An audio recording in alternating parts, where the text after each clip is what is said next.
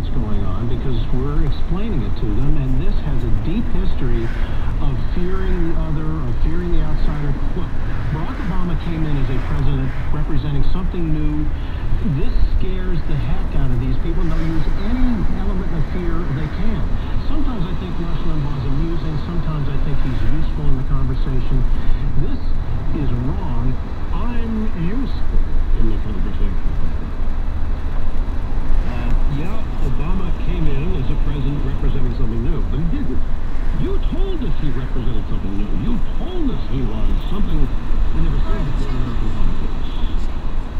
You told us there was any close-partisanship. Is the whole change working out for you? Well, listen, we were told that we were great unified. None of it's shaken up.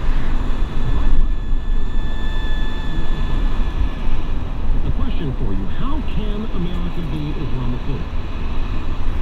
We elected Obama, didn't we? If this is a nation that is